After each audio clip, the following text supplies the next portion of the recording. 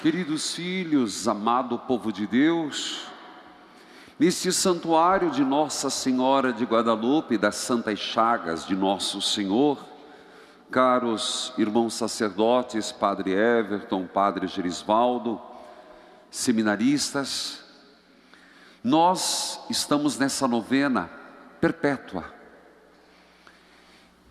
E se percebermos, Deus tem se mostrado de forma intensa, mais do que sempre, mais do que nunca, nesse ano santo da misericórdia.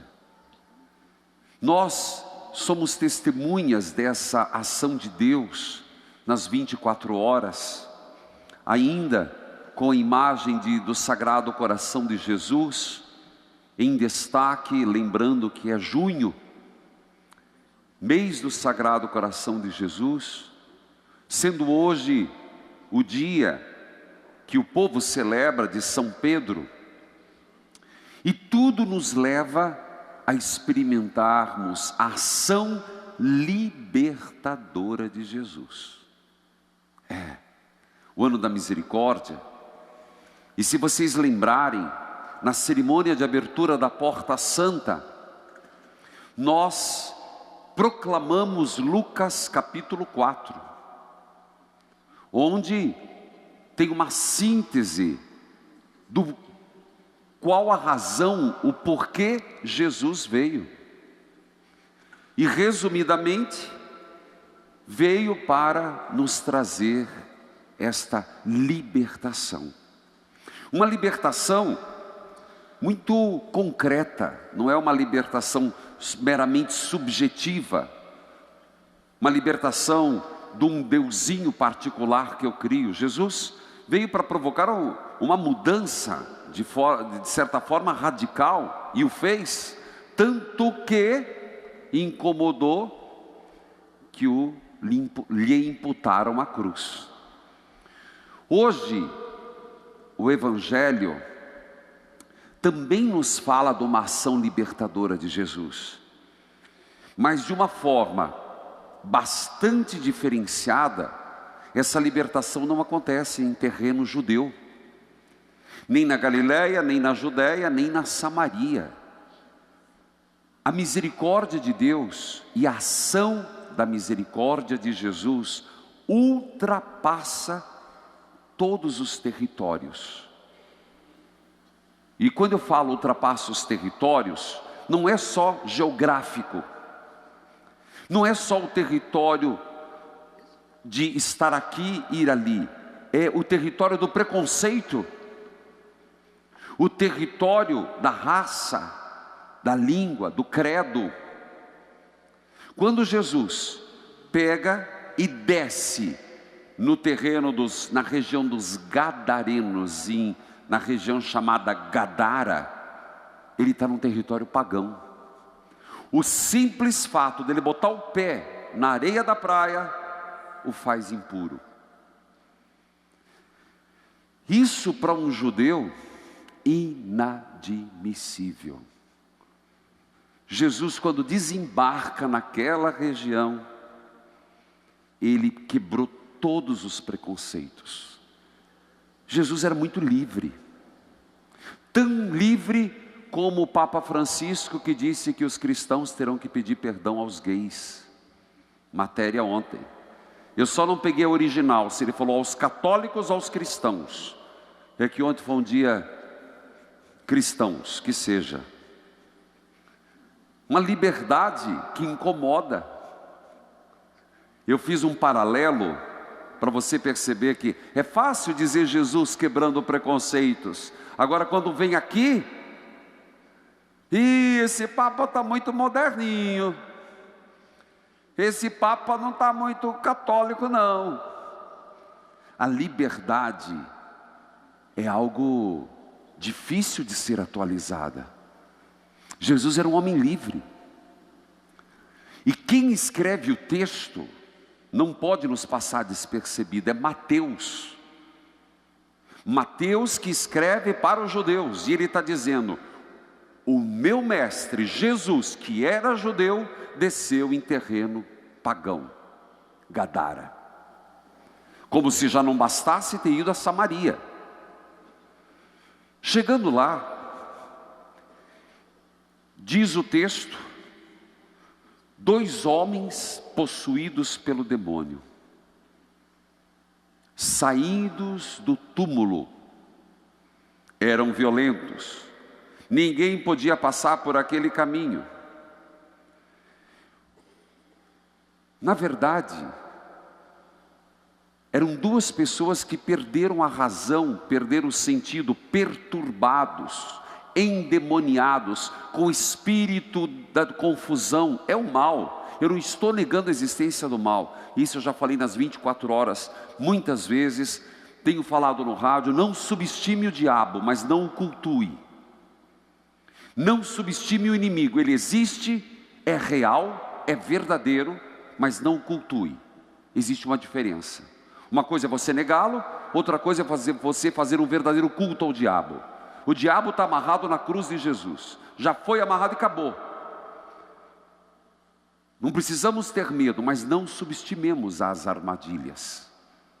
Esses 2 homens são possuídos, e o fato de ser possuído faz primeiro com que eles vivam nos túmulos, no cemitério. Uma pessoa que perdeu Deus, uma pessoa que se entrega à ação do mal, vive entre os mortos, perde o sentido da graça, perde a vida. Além de perder, torna-se violento e leva à violência. Parece-me que é um pouco o registro do que nós estamos vivendo hoje. É como se nós estivéssemos vivendo, e Gadara, que é uma região do lado de lá, do lago de Tiberíades, Galileia, é aqui. A sensação que eu tenho, que Gadara é o mundo inteiro que estamos vivendo. Atentado na Turquia, de ontem para hoje. É assassinato de um lado, é violência a todo instante nas grandes cidades. Parece-me que realmente nós vivemos e as pessoas estão cultuando o diabo. Um culto que é alimentado pela corrupção, um culto que é alimentado pela mentira, um culto que é alimentado pelos interesses, um culto que é alimentado pelo egoísmo, um culto que é alimentado pelo individualismo. Eu estando bem, o resto que se dane. A impressão que eu tenho, que hoje nós vivemos a região de Gadara, da impureza, vivendo como mortos-vivos, em meio ao cemitério, com poucos sobreviventes. A presença de Jesus provoca. É isso que entra a ação libertadora de Jesus. Onde Jesus chega, o inimigo se assusta. A luz incomoda as trevas. A verdade destrói a mentira. E por aí você vai vendo a presença de Jesus. O simples fato do desembarque de Jesus. Oxalá fosse na minha vida e na tua. Eu falo tanto desse encontro. Os encontros de Jesus, gente. Ele teve esse encontro com esses 2 endemoniados. E o que resultou? Libertação. O que resulta? A entrada de Jesus no território existencial da minha vida. O que resulta da entrada de Jesus no território de Gadara e das relações que vivemos hoje? O inimigo não fica. É por isso que nós temos que pedir: Senhor, desça na minha existência. Vem, a tua presença liberta. É claro que depois vem a história da manada dos porcos. Para Mateus tem um significado muito grande, sem entrar em detalhes. Mas até nisso, o diabo foi esperto. me joga nos porcos. E aquela manada de porco precipitada no mar foi motivo da expulsão de Jesus. O diabo não quer perder nunca. Existem outras interpretações, mas essa me parece uma das mais sensatas. Que o inimigo, ele não quer perder, ele quer causar prejuízo. Ele quer causar destruição. Ele não fica contente se ele não provocar conflitos. Queridos irmãos, nós estamos nessa novena. Nós estamos pedindo e suplicando de modo particular. A grande invocação nossa é Nossa Senhora de Guadalupe, rogai pelos doentes e desempregados. Entra novena, sai novena, começa uma, vai outra. Nossa oração é incessante. Curai os doentes, fisicamente, espiritualmente, emocionalmente. Ajudai os desempregados. Quando começamos essa invocação, nem estávamos nessa crise tão grande do desemprego crescente e dilacerante, mas é uma necessidade. Porque o desemprego é a porta de muitos males dentro de casa. O desemprego causa desespero. Vocês escutam no rádio, as pessoas estão perdendo e entrando nesse espírito de confusão, porque o desemprego, a crise dentro da família, acelera às vezes uma separação, acelera a discórdia. Quando não se tem boa raiz, já não está bem. A crise financeira não é a causa, mas acelera, agrava. Uns vivem isso se agarrando em Deus, outros passam por isso e acabam de espatifar ainda o que resta. Vocês sabem do que eu estou dizendo. Por isso, em Nossa Senhora, e aqui sob esse título, ainda sob o coração de Jesus, esse impulso, vamos pedir, Nossa Senhora nos ajude. Interceda a teu filho que venha nos visitar, que desembarque nessa situação difícil, que ajude essa causa problemática, que venha trazer libertação. E cada um colocando diante do Senhor, que tipo de violência você está vivendo, que tipo de dificuldade você tem enfrentado.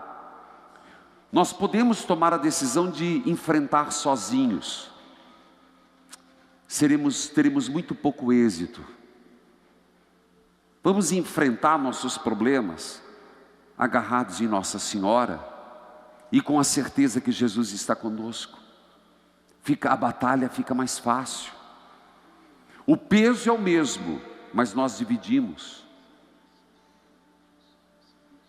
Nós teremos o discernimento do Espírito. Portanto, que cada um de nós não esmoreça na oração.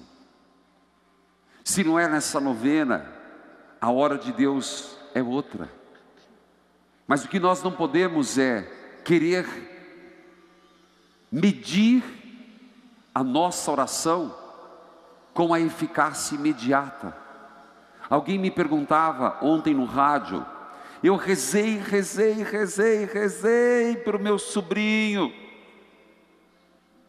para sair das drogas. Ele foi assassinado. Por que que Deus não me escutou? Será que eu não fui merecedora?